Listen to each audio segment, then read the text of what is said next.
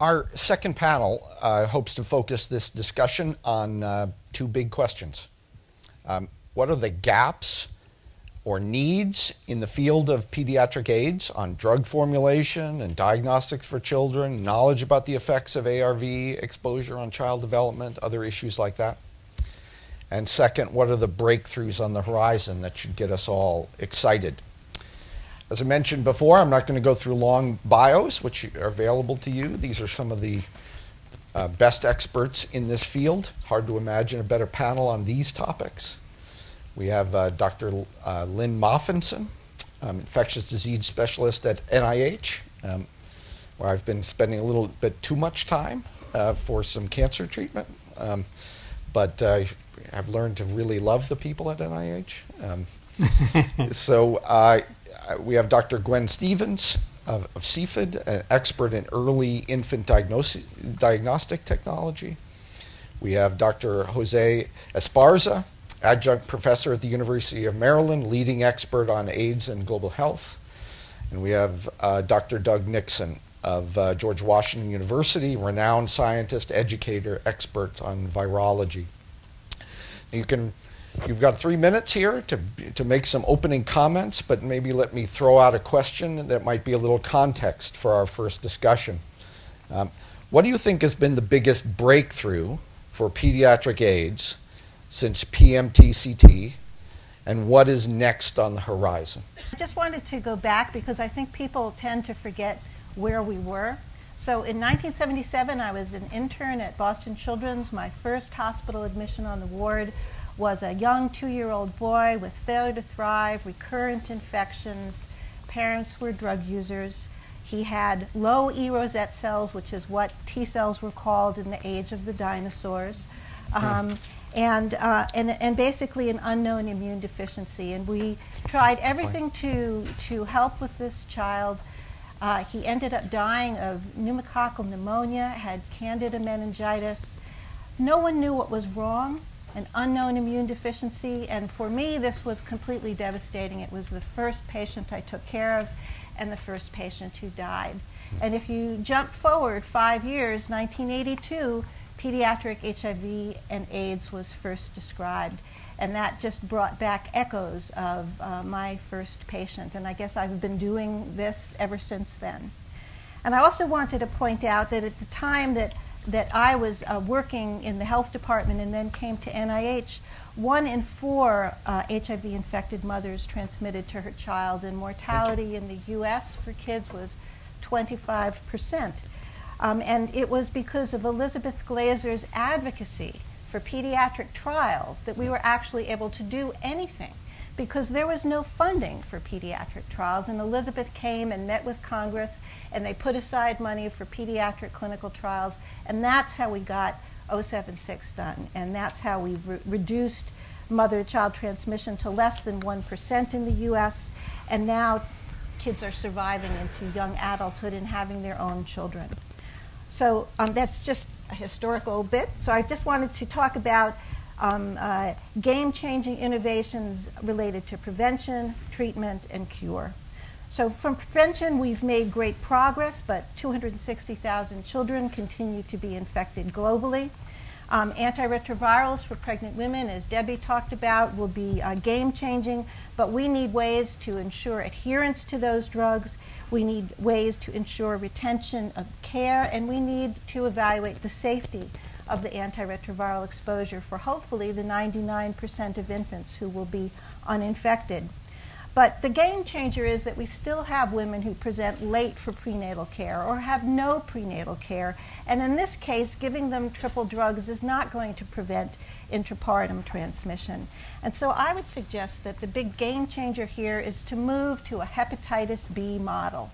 Passive immunization of the infant with one of our or more than one of our new monoclonal antibodies to provide immediate protection, followed by an HIV vaccine, which I still think can actually happen, and to provide long-lasting protection. Treatment, I think we need, as Shafiq said, to develop new drugs that are child-friendly, and I think we have some great examples with DNDi developing a little sachet that has 4 drugs in one little sachet. But I think long-acting drugs will be a real critical thing to be studied in children. And we have now rilpivirine, which is being studied in adults, not yet being studied in kids. We need to move these drugs into pediatric studies as quickly as we can. And then the other area is perinatally infected youth, because now with our increased survival, not just in the US, but increased survival in developing countries, we have a whole new cohort of perinatally infected youth that we need to be able to track their numbers. We need innovations to promote adherence, and we need to be able to find the best way to transition them to adult care. And then the last is cure, which I know you have a whole panel to speak on. I just want to say I just saw on my email 11:15 has opened. This is our pediatric cure trial. Congratulations, Debbie. But even with this trial, I think we have some really critical issues. So the highest risk infants for transmission are preterm babies. We have data on safe and appropriate dosing for one drug in preterm infants, zidovudine, only zidovudine. So if we want to be able to take these preterm infants, the highest risk infants, and provide them triple drug therapy to potentially provide a cure, we need to be able to have data on safe dosing for these children. Point of care early diagnosis you're going to talk about, I assume. And then just one last comment is older children who've been treated early and are now suppressed for many years provide us with another unique opportunity to look at whether we can decrease the reservoir in these children, potentially using immunologic therapies such as vaccines or monoclonals. Gwen? Sure. It's on? Is it on? Yeah, it's on. The light's on. Okay, great. Right, well, thank you very much for this opportunity. And I did make notes because I feel I feel like the new kid on the block here. But thank you. So I'm also going to start with a story. It doesn't go back as far as 1977, I'm afraid. But I'm based in South Africa and have worked in Africa, particularly sub-Saharan Africa and India, since 1995, setting up clinics and laboratories for HIV diagnosis, for vaccine clinical trials. And really, my experience comes from on-the-ground implementation and working together with partners in countries to put these tools and technologies that have been developed into place and ensure the sustainability of them. And it's two very different things to say we have the tool to, well, it can work, and how we sustain the ability to allow technologies to work for us. So that's sort of been my experience since 1995 and to date. And very recently I've joined Cepheid, the molecular diagnostic company. And so what I'll talk to you about in the next 2 minutes is really point-of-care diagnostics and the critical place we think, or the gap that we think point-of-care diagnostics can fill. And you heard from the previous panel that, what are the two game changers? The two game changers are being able to diagnose children timeously and get them into the cascade of care efficiently. And the second is around drugs, and I'll leave the drugs to others. So what are we talking about when we talk about an efficient EID program, early infant diagnosis program? Well, we have to identify all exposed infants and their mothers. We have to provide the appropriate HIV testing technologies. And it may mean different things in different settings, in different countries. We're not advocating that point of care is going to solve all the problems and that point of care is the appropriate technology across all centers. We have to ensure that whatever technology we're talking about is fit for purpose. And that's my mantra. When I talk to people, I talk about things being fit for purpose and appropriate for the setting where you find yourself. And it's very different. We also have to be able to return the HIV test results to the caregiver in good time. I'm from South Africa, and I was in 1995 working with Glenda Gray and James McIntyre, running the laboratory that supported all their PMTCT programs, taking the Minister of Health to court to ensure that women can get single-dose nevirapine. I mean, those were very bumpy days. But really, I consider the PMTCT program in South Africa and in many other sub-Saharan Africa countries to be very successful. But if you have a look at the data, it's still frightening to see that only a percentage of babies are being tested at 6 weeks, at the 6-week point of view. In South Africa, that translates to 275,000 tests annually. But if you have a look at the cascade, those kids who are being diagnosed as HIV positive at 6 weeks, in reality, are only being put onto therapy around 16 weeks. So we're losing 20% of our kids, even when we are testing them at 6 weeks, because of that cascade. So we have to have an available technology that allows us to get those results back to the caregiver in an appropriate time. And of course, I'm looking to Dr. Persad here. If we want to talk about cure, we can't talk about cure unless we can talk about technologies that allow fast and efficient diagnosis. So what else do we need to do? Well, we have to retain the HIV-exposed infants and their moms. And in the previous panel, you heard about the mom-infant pairs. We have to make sure that we maintain or retain those mothers so they can successfully navigate this EID cascade. As I've mentioned before, data shows that 85% of infants are lost to follow-up by 1 year of being in a program. So we need to do better at that.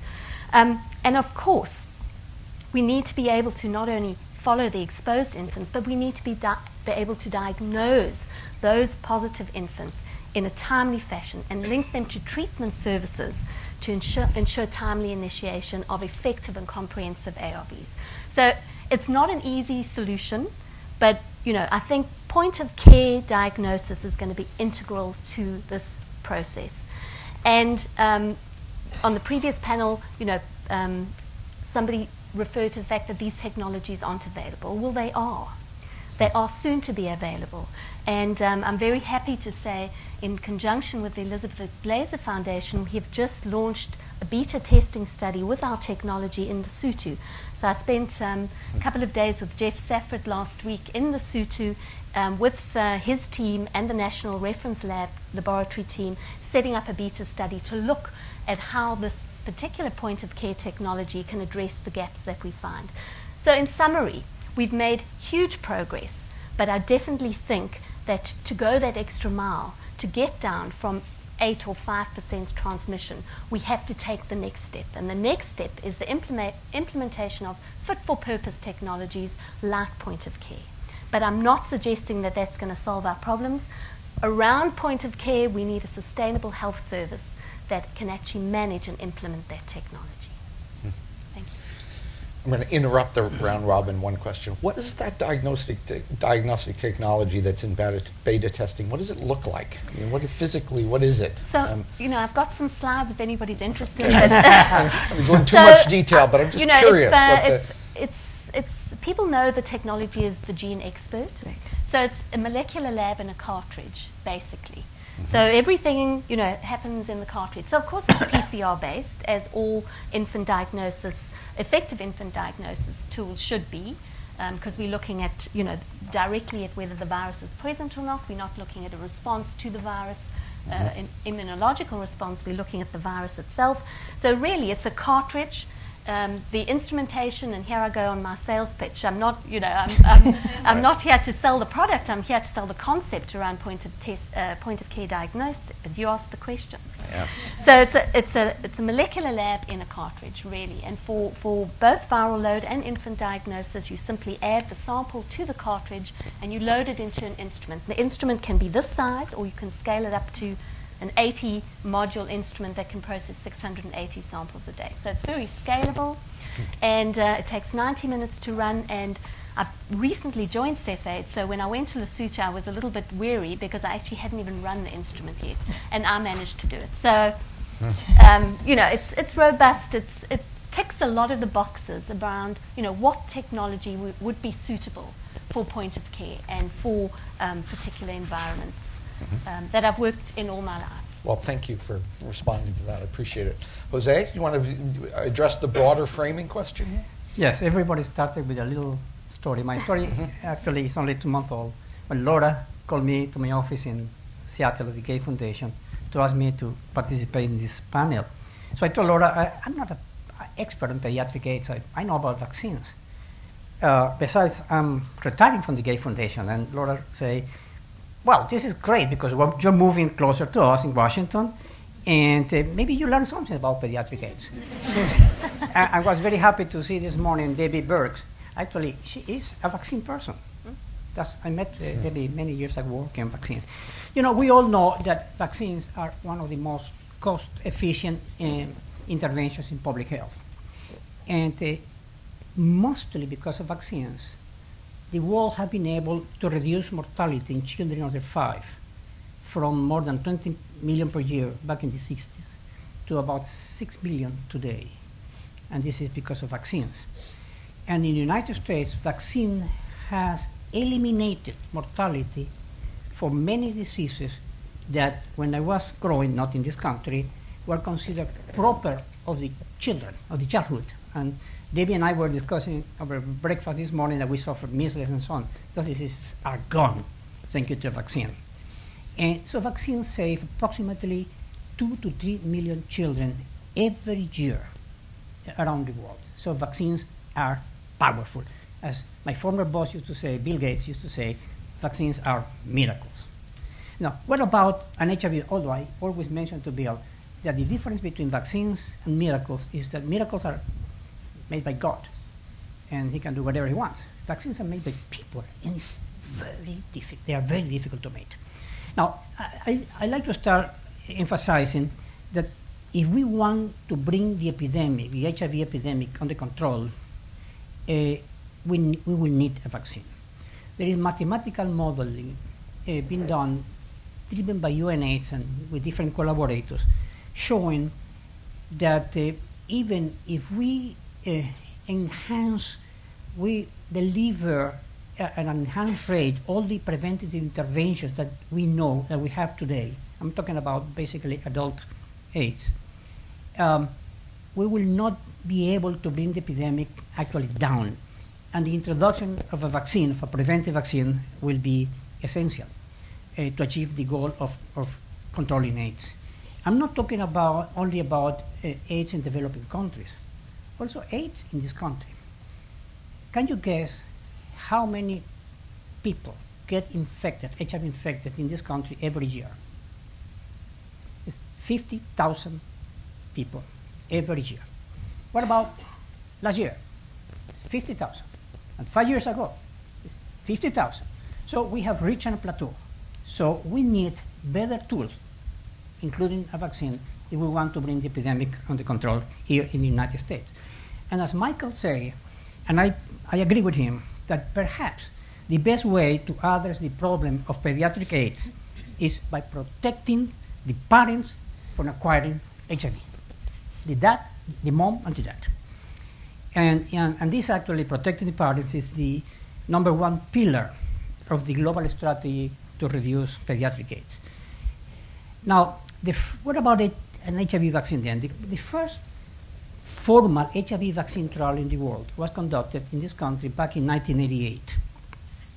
And since then, since that time, more than 200 clinical trials have been conducted, mostly in adults, maybe 1 or 2 in children. A little bit more than that. And we can discuss that later on. Active immunization. But those are the small trials that tell us that the vaccine is safe and that the vaccine induces immune response. But the proof is in the pudding. What is important in a vaccine trial is an efficacy trial, a trial that is done to assess if the vaccine actually protects against HIV infection. And 6 trials efficacy trials have been done. Only 1 have shown efficacy. This is the trial that we call the RB144 that was done in Thailand, and we have the results since 2009. Although the results are modest efficacy, there was a good start. And the result from this trial actually energized the vaccine community, brought new excitement to the field, but also new science that we are now trying to harness to improve those vaccines. Including a new effort to explore the potential therapeutic use of vaccines, something that was dormant for many years. So I guess I will stop here and maybe I'll continue with your questions. Maybe one just brief follow-up there. Just describe to me the therapeutic use of vaccines. It's not quite clear to me. But so the therapeutic, the therapeutic use is the administration of a vaccine to a person who is already HIV infected, with the goal of boosting the immune response of the person and then delaying progression to disease and perhaps also decreasing the need of antiretroviral in that person. Therapeutic vaccines are also being considered more recently as part of the cure agenda. Some people believe that if we want to cure AIDS, we may have to combine antiretroviral therapy, but also with some immune intervention that will eliminate the cells that are already infected with HIV. Doug, do you want to frame this a little bit? Sure. Well, coming from my colleagues, I would also like to have an anecdote, and that goes back to San Francisco City Hall, which is a place where many historic events take place. And I was fortunate to be awarded by the Elizabeth Glaser Pediatric AIDS Foundation a Scientist Award, and received that from Senator Boxer and Willie Brown. And that made a huge impression on me as a basic scientist who aspires to also have a translational output. I think that program that EGPAF developed was one in which it encouraged younger scientists like myself, I was younger then, Debbie, who's still young, and others, to really help focus scientific effort into the pediatric area. I don't call EGPAF EGPAF. In my own mind, I think of it as EGPAF, because it's always on the edge of glory, and it's really done so many amazing things that I really appreciate the fact that EGPAF has helped focus attention on the pediatric side. So as a basic scientist in a department whose mission is to help eliminate infectious diseases of poverty, I'm excited about remembering to include children in our programs, and that from a basic science perspective is something which is not often done. There's a disconnect from a scientific perspective. But in thinking of the questions that I think have been important breakthroughs and ones that are coming, I put it as when I think of being on a panelist, I think of triptychs. And my sort of central panel of a triptych is actually following on what a couple of the panelists have said here, which is to use an immunotherapeutic vaccine, which Jose nicely explains, so everyone knows as part of the way of having an immune response, immune system that's ready when antiretroviral drug therapy is stopped. Because now we know from work of people like Lewis Picker, Ashley Haas, David Mausapast from animal model studies, that if you can have the right type of immunity at the right level, we can actually probably keep virus below detection or potentially even eliminate it. But any triptych has two other panels, and one I think is a very interesting one that is developing the realization that inflammation is bad, and that includes in pediatrics, and so we want to have strategies to reduce inflammation. And they actually may interestingly come through changes in diet and nutrition, and I think that the whole programs of the way that we in the future may be using the microbiome to change inflammation need to be considered in terms of pediatrics.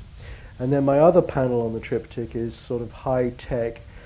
How can we take a child who already is HIV infected and cure them? And you know, Debbie and Catherine and Hannah and colleagues have really helped excite and energize the field in relation to that very early stage. But I am positing that we can use what happened with Timothy Brown and the bone marrow transplant and think about, can we identify children who are HIV infected, who also develop a hematological malignancy, in whom we can better protocolize bone marrow transplants plus additional therapies. Expensive, high-tech, not generalizable. But if we can cure more people, then we can see the excitement that that has led from. So I think those are my triptychs. I do have, and I won't talk about them now, but I can come back and ask my sort of scientific action triptych on how we can actually do it. But I wanted to lay out the science first. Can I just ask one follow-up there, which is you mentioned a disconnect in the research with children. Why does that exist? What's the source of that disconnect? Well, there probably are layers of history that correctly involve wanting to be really cautious about introducing interventions that have not been adequately trialed. And I think that the FDA and other organizations are getting better at remembering that we need to integrate basic issues such as dosing, routes. Working with children at any level involves different strategies from the health profession, and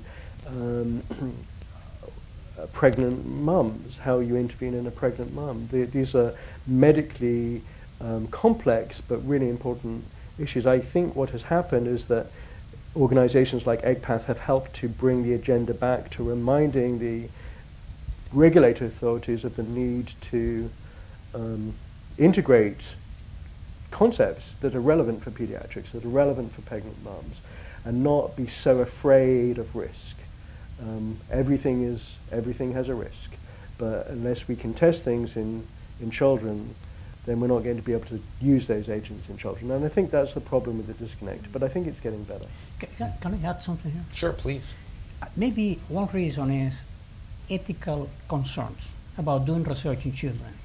But this morning we were discussing that the first 2 vaccines tested in humans, smallpox and rabies, were actually tested in children, 8 or 9 years. But that was back in 1776 and 1885. Different cultural context. But I believe that we have to take a hard look on the ethics of research in children, because by overprotecting them, we are not developing the interventions, the treatments, the drugs that are needed in that population. And they have no voice of themselves, so somebody has to speak for them. And pregnant women. I mean, I think those are the 2 big neglected populations, children and pregnant women, because people just don't want to touch them, yet they get sick and they need treatment, and we don't know how to treat them because they don't get studied. Now, we're going to go to questions in about 10 minutes. So if people will gather them up, and there are people capable of asking more sophisticated questions than I can on these topics, and that'll be important. Maybe, Lynn, I can follow up. You've dealt with it a little bit, but I'm just curious, over your career, because you mentioned it, how you've seen research in pediatric AIDS change, and where are we right now as far as where we're going to move forward most effectively? Well, initially there was no research in pediatric HIV. So I think what I've seen is change in the U.S. I mean, initially our research was very U.S.-centric. You know, we had 2,000 infected babies being born every year in the U.S. People needed to do something. We did 076, found how to prevent transmission. As that went on, it became clear that the bulk of the problem in children is actually in developing countries. And so the research then moved to there. And in some ways, what happened in the US is kind of being mimicked in a much slower fashion. In the US, nobody wanted to be identified. There was no treatment. It was a fatal disease, so why bother to be tested? So once treatment became available, once prevention became available, stigma decreased, and now I think it's not perfect in the US, but it's certainly much better, and the majority of pregnant women get tested. So now we're beginning to see the culmination of PEPFAR's investments. More people are getting treated. As more people get treated and they live, I think hopefully stigma will decrease, people will come in to get tested, and people will come in to get treated. So it's kind of the same kind of cycle. It just seems to move slower in developing countries. Gwen, let me just ask you, for my own interest here, what are the major obstacles to getting the type of diagnostic technology you're talking about implemented broadly? And what are the reasons that is not happening? So number one, I think it's policy. You know, it has a lot to do with national policies and treatment guidelines, for diagnostic and treatment guidelines. There's often, and you know, still is a huge misconception around the cost of point of care. You know, people are shying away from point of care. Oh, it's too expensive, you know, we definitely can't afford to do that. And of course, cost is a big issue. But, you know, there's a total misconception around how expensive point of care technology really is, with a view to the cost benefits associated with introducing point of care. You know, I've had many conversations since I joined Cepheid about, you know, where do people think this is appropriate? Where's our niche? Where should this technology be implemented? And, you know, so many people come back and say, you know, how amazing would it be if we could have, you know, a point of care technology in a maternity home that could test the mom immediately to see if she was suppressed, so that we can categorize the baby. Is the baby at risk of exposure? You know, is it high risk? Do we need to test the infant? Don't we? Just by being able to test the mom to see if she's suppressed on antiretrovirals, we can already save money by not having to test children who are not exposed or high risk. So, you know, those are the kind of sort of subtle interventions that people don't think about when they think about implementation of these technologies. The other, in talking to some of the treating physicians, knowing when to change people from first line to second line. We are wasting so much time and effort, and it's taking so long to swap people who are failing first line therapy onto second line because of the current way we diagnose people who are failing. And what's happening is we're putting a lot of people on second line therapy inappropriately and unnecessarily, so that's at a huge expense. Whereas if we came back and we diagnosed them definitively, point of care or near patient, so we could make that definitive decision, whether it's due to non-adherence or whether it's due to resistance, do we swap them, don't we? The cost savings are enormous. So, you know, cost is a big issue, policy is the other issue. You know, we need to redress the current testing algorithms. We need to rethink this whole, for infant diagnosis, we need to rethink the 6-week testing time point, which is, you know, universally really accepted as the first PCR time point. We need to talk about at-birth PCR. So policy and the misconception that these kind of technologies, near patient point of care, are expensive and prohibitively expensive. Jose, let me ask you just prospectively, if we get a partially effective vaccine, AIDS vaccine, what will the scale-up look like? How will that actually happen? What groups would it be likely to be helped immediately? I'm just curious how it would roll out. Actually, I mentioned the RB144 trial in Thailand. That vaccine showed 31% efficacy. So people have done some mathematical modeling that suggests that that vaccine is not effective enough to be used in public health programs. And at least the vaccine should be 50% to be cost efficient when used in some population with a high HIV incidence, like in Thailand, in men who have sex with men, that will be effective, but not for the general population. The modeling that I mentioned before, that was done by UNAIDS and collaborators, suggests that a 60% effective vaccine, even a 60% effective vaccine, will have a dramatic effect overall. But I have to say that although when I used to work in WHO, we analyzed, we studied how to deploy that vaccine. And there's a dilemma. I mean, vaccines normally are given as a blanket intervention to the whole population. That may not be the case with an HIV vaccine that may have to be targeted to some special groups because the vaccine is not available in sufficient amounts or is very expensive or whatever. And that creates problems of its own. One problem is stigmatization of the population to receive the vaccine. So your question is difficult to answer, but I tell you, I dream of the day where I have to make that kind of decision. Right. That's a problem you want. No, that makes perfect sense. And Doug, maybe before we get to questions, you can revisit your triptych, the second triptych. Sure. Okay. Well, thank forward. you. Thank you for that opportunity. Second bite. So, as a scientist who now has a leadership role as a department chairman, I realize that my role has changed a bit from not only keeping my basic science, but also to try and sell the science, to talk about the science. And so one of the triptychs is to try and encourage better communication in scientists to explain on panels like this and others why it's important to keep the work going. The biggest panel of the triptych is to increase the funding levels. The pay line at the NIH, which is the main grant-giving organization, is extremely low. It's very hard to get a grant. I have seen many people leaving science, younger scientists not wanting to continue in science. It's actually extremely rare these days to have an American who applies for a postdoctoral position. So I think as a society we are failing in having our younger scientists, our medium scientists and our established scientists given a career path that is secure. I would also like to see people give money to EGPAF so that they could re-engage the basic scientists that they once funded, for example, to have a competitive program where they continue to ask for basic HIV research scientists to continue thinking about pediatric AIDS. And then the last panel of the triptych is something that someone like Debbie does so well, this Debbie, as well as the other Debbie, which is really to not only be an individual scientist, but also be able to work in a team. And there are different models of collaboration between scientists.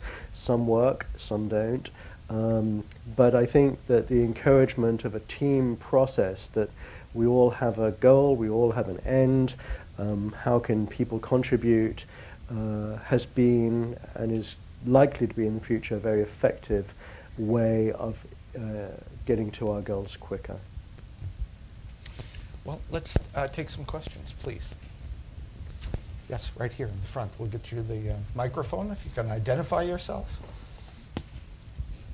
My name is Chewalua from UNICEF, and my question goes to Lynne. I really love your opening statement about vaccines and the Hep B model, which I think is really the future. But I think what we shouldn't forget are some of the hard lessons that we've learned around PMTCT, and that having an intervention point that is focused just around delivery or pre-delivery did not achieve what we needed to do in terms of what women actually need. And I just wanted you to comment on that model and its application to breastfeeding populations of women and children.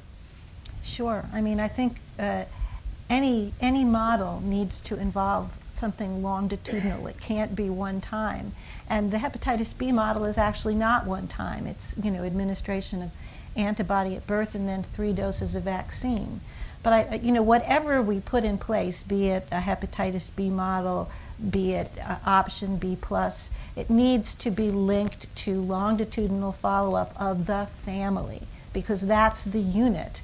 And you need to be able to bring in that child and that mother and the other children in the family. That's the way to be able to affect long-term change in terms of pediatric HIV. So I totally agree with you.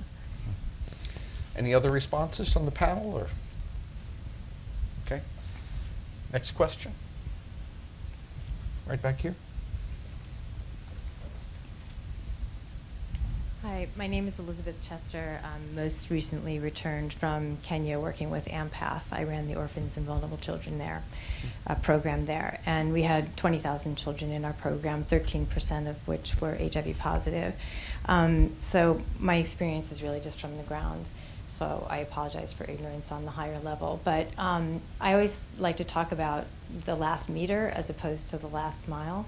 I love your comment about point of care. And one of the things I see falling down at that point is that the doctors or clinical officers are sort of afraid of, working with children and dosing of these pediatric drugs. And one of the big problems too is labeling, and then getting the nurses or the pharmacists then to get proper labeling so that people know how much of this drug to give to children. So it really breaks down there. So there's a lot of non-adherence based on misinformation of dosaging. Whose job is it to put these dosage? It's difficult, and I know, and it's complicated, and I've seen the sheets of of that? And is anyone looking into that? And at what point, who decides, how can we make that easier so that it gets to the children in the right amounts more easily? I've seen those grids too. They're very complicated. Well, they're less complicated than they were before. Right. So the WHO put together a pediatric working group, which has pediatric pharmacologists, perinatal pharmacologists, and tried to be able to look at what drugs do we need and how can we simplify it so that at a certain age group it's one pill as opposed to one pill for this and 2 pills for that. So that's where those grids came from, was trying to say what dosage and what ratio would you need to be able to have a standard 1 pill. It's just not easy. I think 2 things would be important. The first is the ability to put the drugs together into one formulation. And I really like the DNDi 4-in-1, granule sachet. That's what's really needed, because the adults, they have 1 pill once a day. There's nothing like that for children. And then the other point the long-acting formulations. Ideally, being able to have something that you could give once a month, once every 3 months, once every 6 months, even if it was an injection. You could do directly observed treatment. I think that would go a long way towards helping. But those little grids that you see are so much simplified over what we originally had. No, that makes sense. Can you just tell me where we are in that process? Last time I talked to Tony Fauci, he was really excited about long-acting drugs. Where are we in that testing and research process right now? In kids, it's practically... Well, adults and then kids. Yeah, so I'm a pediatrician, so I can't speak for internists. So I know that there are studies of at least 2 long-acting formulations in adults. I know of no studies yet in children. I know that rilpivirine, for example, is one of the drugs that is most advanced in moving forward, but that's one of the drugs for which we have no dosing data in children. So the Pediatric Clinical Trials Group that NIH funds, my institute and Tony's institute, is trying to look at dosing of these kinds of drugs, but long-acting formulations have not yet been brought to us. The other issue that I talked about before is dosing in the smallest babies, because now that everyone's so excited about cure, we need to make sure that we know how to give those drugs safely to achieve a cure. And those are very hard kids to study. So at least we're doing that. But the long-acting drugs, maybe someone else in the audience knows more about. I don't know of any pediatric studies. Actually, I know of a study in adults, the latest study, using 2 long-acting antiretrovirals for 2 different companies in the context of HIV infection. The results, I don't know the results, but it's very interesting that they are considered not only as a treatment, but also as prevention. Yes. As a pre-exposure prophylaxis, because if we can give the drugs once a month or every 3 months, then that will be a practical, effective, preventive intervention instead of the person having to use the antiretroviral drugs daily. Yeah. And then I'll just comment on the same topic on keeping things simple. And I think from a diagnostic perspective, that's exactly it too. You have to have some kind of technology that is simple, easy to use, but that is quality assured. That the data, the integrity of the data is not compromised, but that anybody can do it. And these point of care technologies are bringing molecular diagnostics to the field.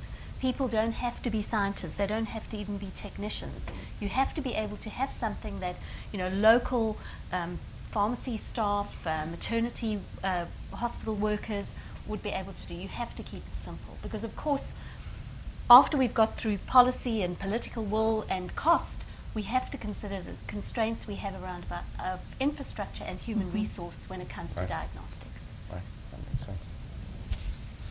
Who would be next? Please. Hi, this is Catherine Connor with Elizabeth Glaser. Thank you again for participating today. I have 2 questions. One's a little bit of a DC question, so I apologize ahead of time. This has been a very practical discussion, and usually in DC we start big and then end up having to be practical. The talk of cure hasn't really come up, and I just wanted to kind of ask a curiosity question about what you think about the current state of cure research and whether kids are sort of accurately being reflected in those discussions, either from a financial point or just as part of the research agenda. And then the second part I wanted to kind of ask us to tease out a little bit more about the ethical considerations. As you know, our organization has a long history sort of working on pediatric drug laws, and I'm curious about some of the consent issues, particularly around if a child has to either go off of effective treatments to be part of a trial, or just a risk of putting a healthy child, as was referenced before, a healthy child being exposed to agents that haven't been necessarily tested perfectly in adult populations for safety and efficacy. So I just wanted to get a little bit more specificity around those sort of ethical considerations and how they're being dealt with, actually, in the current research field. Those are two great questions. Let's start with the cure one.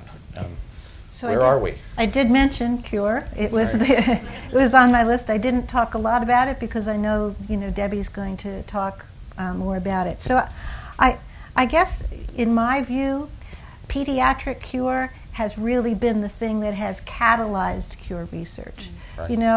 Having one adult potentially cured with a very complicated, I don't think that really got it. So Tony Fauci had an editorial in the Washington Post on Saturday where he actually discussed pediatrics. That was the whole reason for the editorial, pediatric cure. So I think that that's pretty good.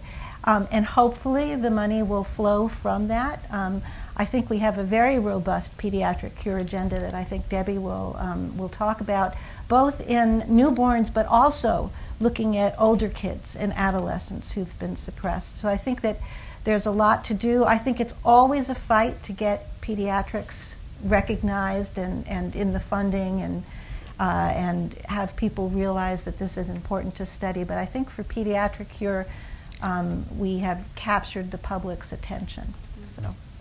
Anyone else on the cure front? Well, just one comment on that, and I think I mentioned it in sort of my little introduction, was, too few people are being tested. Yeah, that's true. That's the bottom line. Too few infants are being tested. We can't begin to think about things like cure unless we are testing these infants at an early stage. And just on the cure as well, in DC, I've recently moved here from San Francisco, and I've been impressed by the way that different universities and organizations within the city can work together. And we have, led by Alan Greenberg and Gary Simon, what's called a Developmental CFAR Award from the National Institutes of Health. And we are in the process of finalizing our grant application to put forward a full CFAR application. And within that CFAR application, cure research agenda is high on the priority. So at least within the context of the academic activities that are happening in DC. If we were to be successful with our full CFAR application, then there would be more cure research in the Washington area. One other comment about cure. So I think that basic science studies on pediatric cure are really critical. And our institute had an RFA. We're funding 5 grants that are looking at not just clinical trials of cure, but looking at laboratory assays related to that. What is the reservoir in children? What about the central nervous system? All of those pieces. So I think that that's also important. It's not just the clinical trials, it's the basic science that underlies it. Well, let's address the ethics then, too, which presumably are a little different than 19th century medical ethics when it comes to 18th century medical ethics. But just about both of those issues about children going off of treatment in these studies, or to healthy children being put on treatment that hasn't been fully tested in that context. So where are we on the ethics of this testing? Again, I'm not an ethicist. I would prefer to respond to vaccine question, but let me mention some comments about ethics. Very often conversations about ethics are misguided, misinformed. And very often we confuse what is ethics and what is legal. So liability issues are a concern, and that's not ethical issues. Now there is a systematic approach to have an ethical discussion. I mean, there are 4 principles on biomedical research, the ethics of biomedical research. All right. Beneficence, justice, non-maleficence, and beneficence, justice, non-maleficence, and autonomy. Yes. What happens is in an ethical discussion is that very often the principles there are tensions between the principles. For instance, the principle of beneficence will impose the need to test new drugs and new interventions in children. The principle of non-maleficence impose the need to be cautious. And that's where the discussion is. So that's why in ethics, very often, reasonable people disagree. And that's why, but having a very robust discussion on the ethics of pediatric AIDS research, I'm sure is happening, but maybe this is an area where the foundation should look into additional activities in the future. Because that discussion will facilitate the biomedical agenda that we need to develop to bring pediatric AIDS under control. Well, I'd just like to mention that in the context, for example, of a clinical trial, these children are not being stopped and then thrown out and said, well, we'll see you in a year. I mean, they're having very careful monitoring of their viral load and their clinical condition, and they would immediately go back on therapy should they rebound. So I think that it's not an either or. I mean, I think if you monitor carefully, parents need to have an informed consent. But also, kids go off drugs all the time. Teenagers, they just stop drugs. So it's not like people aren't stopping drugs outside of this. This is a very supervised, short-term potentially stopping. And then if we succeed, then moving further into implementation. But I think first we have to show it works, and we have to do it carefully. And Debbie can talk about her study. Great. Anyone else with a question? Please, maybe this is the last one. Sorry, I'm Laura Gay from EGPAF. I just wanted to mention, we talk a lot, I do think the concerns, and particularly in the lay donors, regulatory, the concern that it's too hard, too difficult to do studies in children is one of the obstacles, because it's easier just not to do it. And so it takes a lot of effort to remind people that if done right, it can be done. And I think the other part that's the challenge is it's also seen that, well, it's a risk to the kid because there's no benefit. Let's figure out whether it works in adults first, then we'll just put it into kids. And I think maybe if you could comment on why there's an advantage or potential increased learning or ability to accomplish things in kids where, in fact, we have examples of demonstrating efficacy in kids before adults and that they're different. And so I think somehow being able to discuss in a forum that it's not just they're hard to do, but we should wait for results, but what are the opportunities in a cure or in vaccine to advance the agenda in kids that would not otherwise be done if you didn't do it in kids? You're losing the science, not just delaying implementing it in kids. Are there? I'd just like to make a comment about ethics. So I don't think it's ethical to have a drug approved in adults and then have 9 years later have it approved in children. And many of the drugs, all of the newer drugs are, the quad pill, it's not approved in children, it's approved in adults, it's not approved in children. So I think that it may be a little bit harder, but there are some drugs that have been approved simultaneously, and that's where I think we need to really push to move to, is to have the drug studied in children as soon as we know that it's safe in adults. And I'm hoping pediatric cure will actually lead the way.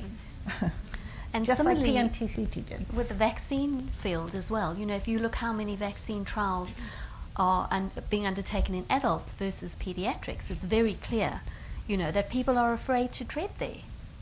Yes, we are overprotecting a population that will benefit of vaccine. From a basic science perspective, there's a lot of emphasis and why we should spend more effort in pediatric research, because the neonatal immune system is different from an adult. The immune system of our pubescent teenagers is different from adults, and they may well teach us more about how to make better vaccines if we had the opportunity of working in them and also further the cure agenda. Michael, do I have 1 minute to respond to the question that has not been answered? Yes, please. That would be... so people very often ask me, why is it so difficult to make an HIV vaccine? Well, let me go back to pediatric vaccines. Vaccines are developed trying to imitate the protective immune response that builds up after a child or person suffering infectious disease. So somebody who's suffered measles develop an immune response, antibodies, another type of immune response that protect that person to be reinfected by the same organism in the future. That's how most, if not all, vaccines that we have today were developed, imitating a natural protective immune response. The problem with HIV is that nature has not learned to develop a protective immune response. People who are infected with HIV develop all sorts of immune responses, and those immune responses are not capable of controlling the infection nor of preventing progression to disease. So in the development of an HIV vaccine now, we have to be better than nature. And now people are exploring, which is easy actually. We have been beating nature for the last 300 years. Right. But we fly in planes and we're not supposed to nature. So now the field is exploring unnatural immune responses. The kind of immune responses that the virus doesn't induce, because the virus knows, and not that the virus thinks, but HIV is very smart and hides some important parts of the virus that are targets of the immune response. So if we expose those targets that are not naturally exposed, then we can develop effective vaccines.